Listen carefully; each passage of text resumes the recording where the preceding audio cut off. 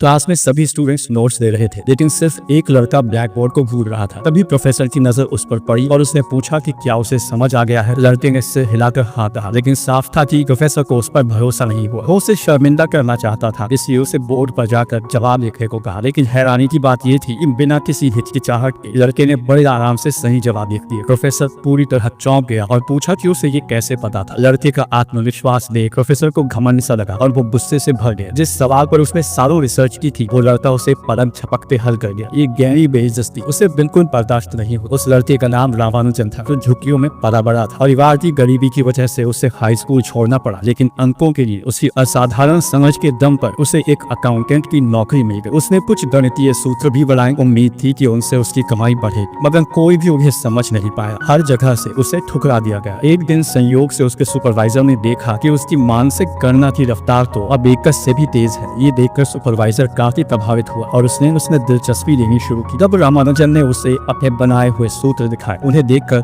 Supervisor बेहद उत्साहित हो गया और उसकी मदद से रामानुजन ने ये सारे सूत्र कैम्ब्रिज यूनिवर्सिटी के एक प्रोफेसर को भेज दिए। सिर्फ हार्डी नहीं, उन्हें ध्यान से पढ़ा और उनकी असाधारण उन्नत सोच देखकर हैरान रह गया। उसे तुरंत रामानुजन को पत्र लिखा और कैम्ब्रिज आकर साथ काम करने का न्योता दिया। और फिर रामानुजन ने अपनी पत्नी और माँ को अलविदा कहा और अकेले इंग्लैंड के लिए निकल पड़ा। खुशी से भरकर वो लॉन में उछल पड़ा, लेकिन उसे डांट पड़ गई। हार्डी से मिलते ही उसने अपनी मोटी मोटी नोटबुक्स निकाली, जिन्हें देखकर हार्डी एक बार फिर दंग रह गया। एक साथी प्रोफेसर ने उन्हें पलटते हुए कहा कि इतना काम करने में तो पूरी जिंदगी लग जाए। तभी रामानुजन ने एक और नोटबुक निकाली। हालांकि वो नोटबुक्स सूत्रों से भरी थी, लेकिन उनमें कोई प्रमाण नहीं था, इसलिए बाकी प्रोफेसर उनकी कोई मदद नहीं समझ पाए। यूनिवर्सिटी के दबाव में रामानुजन को कक्षाओं में जाना पड़ा, लेकिन हैरानी की बात ये रही थी पहले ही दिन उसने अनजाने में अपने शिक्षक को नाराज कर दिया। लेकिन दुनिया को तब तक उसकी कदर समझ नहीं आई जब तक वो फल टूट नहीं गया। कुछ दिमाग इतने आगे होते हैं कि उन्हें समझने में दुनिया को एक पूरी जिंदगी लग जाती है।